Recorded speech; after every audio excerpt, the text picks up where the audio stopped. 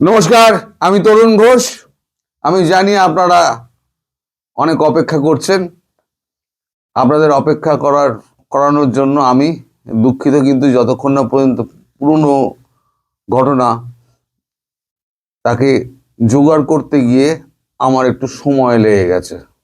তার জন্য আমি প্রথমেই ক্ষমা প্রার্থী। ভিডিও বেশি লম্বা করব না, ছোট্ট ভিডিও, ক্রিস্পি ভিডিওর মধ্যে করে আমি ছেড়ে দেবো। আচ্ছা, এই ঘটনাটা হচ্ছে 10 তারিখ শনিবারের।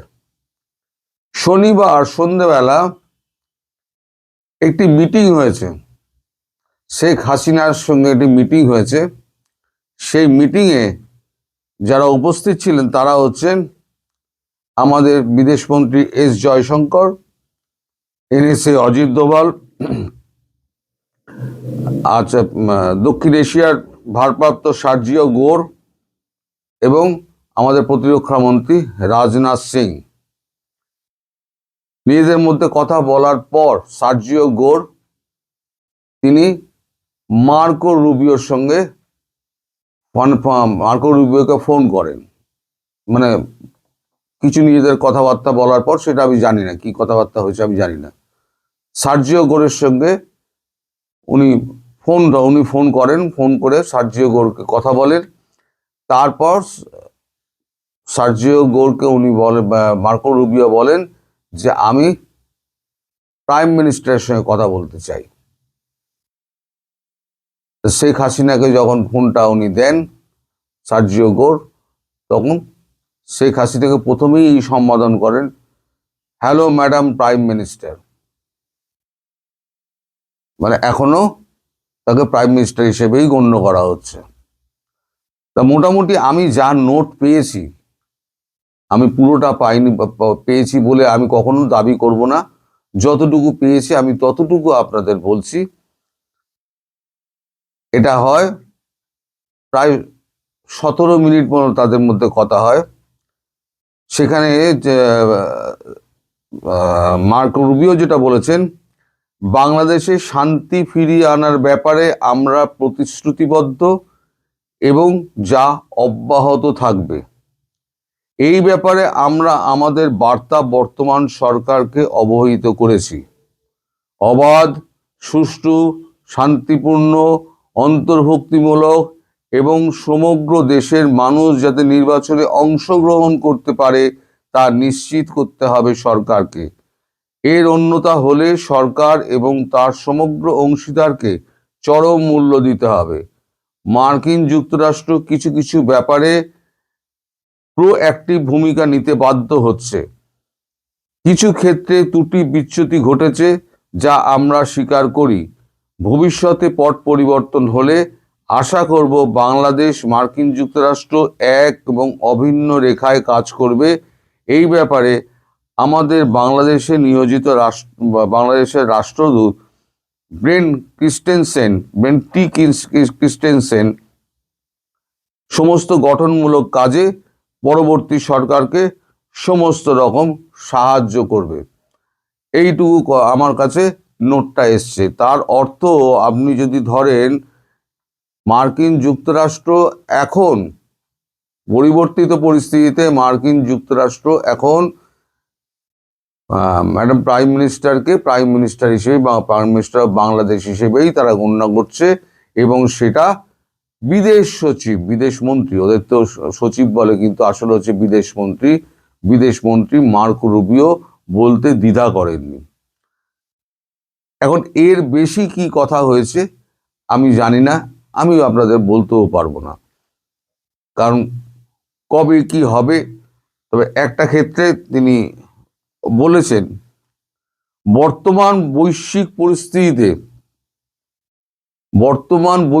পরিস্থিতিতে একটু সময় লাগছে, তবে এটা আমি নিশ্চিত করছি যে পরিস্থিতি সম্পূর্ণ স্বাভাবিক এবং শান্ত করার জন্য যা যা প্রয়োজন মার্কিন যুক্তরাষ্ট্র সেই ব্যবস্থাই করবে।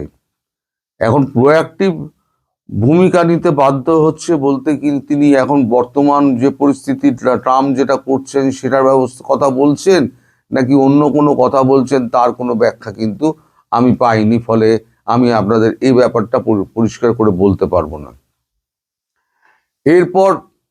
এর পরপরই হয় কি, আপনাদের যিনি রাষ্ট্রদূত, নবনিয়োজিত রাষ্ট্রদূত ব্রেন